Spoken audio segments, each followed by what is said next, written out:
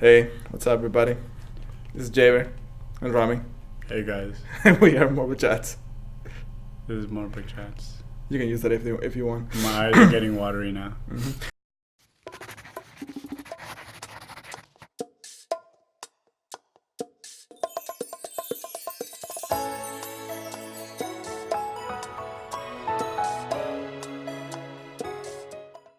Hey, what's up, everybody? This is JBear and Romi, and we are Mobile Chats. All right, folks, this is episode 2 of our Good, Bad, and Ugly series. In today's episode, we're going to talk about the bad aspects of being a social dancer. Yes, there is some consequences of being a dancer. Not everything is sunshine and rainbows, and we're going to discuss some of those today. The first one is physical. What are some of the bad things about Fuck, dude, my knees hurt. To be knees, honest. ankles, Joints, all your joints? back, neck, everything. Like, if you dance hard, you're gonna feel it. Unfortunately, we put a lot of stress on all that movement, and our bodies are not meant for moving. Unfortunately, we're supposed to stay still the whole time. What? But as you get old, that's natural. If you do any kind of physical activity, whether it is exercise or a sport, you're gonna put some stress on those joints. As a dancer, some of the things that get affected the most are the knees and the ankles, as well as some of the upper part, but knees and ankles for the most part. Knees and ankles, most definitely, especially when you don't dance in a studio, when you're dancing on concrete, carpet, grass, sand. When you dance with other people, you're opening yourself up to the possibility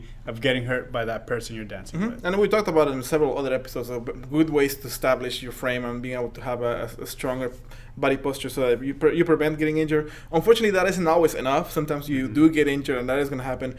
There's also a lot of people out dancing. You could get elbowed or kicked or get stabbed by some sharp, super long eels. Yeah, or like you've seen the follower's hair get stuck in your watch and you're dragging her head across Wow, somehow. I've never seen that one. Or, I hate this the most, when the dudes be dropping their partner. Yeah, as a dancer, You're dancing all night. You go dancing to 2 in the morning, and then you work at 7, and you're like, crap. most events are at night. Most events happen way late into the night, and they're not always in the weekend. And unfortunately, we're gonna talk about something later on about why we do it. But you're always dancing in the middle of the week, and trying to go out as much as you can. Yeah. And you can't do that all And the time. if you're like me, I can't sleep as soon as I get home. I need to shower, I need my downtime because of all the adrenaline from the night before, So it's like, if I get home at 2, I'm not going to go sleep until like 3:30, and then I have to get up at 6. That sucks. Yeah, those are some of the physical aspects. Next thing we talk about would be some of the social aspects of some of the negative social aspects of dancing, social dancing. As with any hobbies or any other pastimes you do, some bad, some are worse. Salsa dancing is addictive, or Latin dancing is addictive, because you get all the endorphins. Yeah. You get a lot of fun. You get a cool group of friends to hang out with, and You get a good exercise. But if you do it every single day, where you're getting 3 hours of sleep, Yep. it's all bad. And I keep telling people this when they started, they're like, "Oh yeah, I only come out once a week," and then I just see it. I'm like, yeah, that's now you're gonna And get then became addicted. 2, And then 3, and then 4. We've then, been through that. And then somehow you come out every day except for Mondays because no one dances on a that's Monday. Mondays for I don't know why. rest. One of the things that usually go together with dancing is drinking. And when you're out and at festivals or social dancing, sometimes you can overdrink and get a little too much. And if you're doing it every single night, you're drinking every single night, and you're not taking care of yourself. And drinking a lot isn't healthy. Sorry, guys. Sorry to burst your bubble. It just is. I recommend drinking coffee more. No, coffee's not good for you either. So you've been out dancing all night. You're partying, you're drinking. Every single night. But where's all the money coming from? You're paying cover charges, and yeah, it's only $5, $6, $10. $15 But live band or if you something. do it 7 days a week and you're doing it every single week, it adds up. And then you got the festivals that can turn in there with the traveling and the hotels, and you have to spend like $300. Next thing you know, your expenses for dancing every month is like $3,000, and you're like, what the fuck? Yeah, and with dancing, with any hobby, spending money happens, but you also have to be careful, and you gotta save your money, Especially if you're a college student too. Yeah, and another aspect that could be negative as well as positive, we already talked about the positive last week, is that you have a close-knit community. There are good things, but there are some bad things about that as well. And one of those bad things is that you are sheltered. You enclose yourself in the same group of friends that you're always talking to, and you don't explore anywhere outside because you're comfortable. You have your 5, 6, 7, 10 friends that are always going to be there for you, and you don't expand your social group. If something happens to you, everybody knows about it.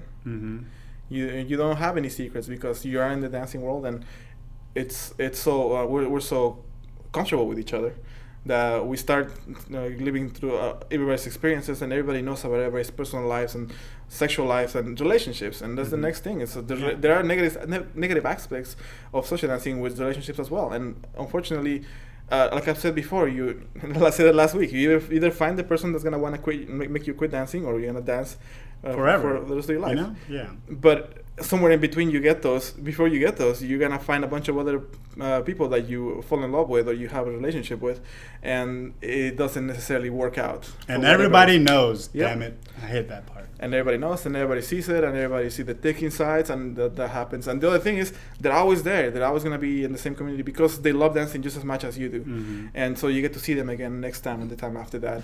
And sometimes you can have amicable relationships with them and they're friendly, but it's never going to be the same. And sometimes it's really bad that you don't want to see the person anymore, and it affects the places you're going dancing, and it affects your social life. Sometimes it can even affect the friends you get to hang out with. But then what happens when you're like, you know what, I'm over dating dancers, I want to date someone else? Dating a non-dancer is not as great either, because yeah, I'm sorry, she needs to have rhythm. She needs to be able to dance. Even outside of that, okay, let's stop being picky about who we're dating. If they don't dance, they don't understand us. They don't live in the world, and very true. They there's all the jealousy issues that always come up with or the part of like, hey, why are you so sexual with that one other girl that you were dancing with earlier, right? People think we're sexy or too sexified. Okay, so yeah, that's true, and they are not wrong. Now, is it a good or a bad thing? That's a completely different conversation. For us, we're already involved in it, and I'm a photographer too, so I get to see photographer and artist and drawer. I get to see a lot of sexual things that doesn't really affect me in the same way. But our gauge for what is too sexy or what is out of line. It's completely different than what a normal person, quote unquote, normal person would imagine. Yeah, an example, like I remember one time I was in college, I was demonstrating some dance move for a class. I had to do a presentation, and I just did some, body rolls, and then they were like, "Woo!"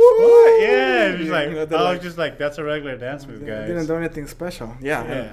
And we become too comfortable with our own sexuality, and that can be a bad thing because it makes it harder for people to understand where we're coming from, especially if they're not dancers and they don't know it.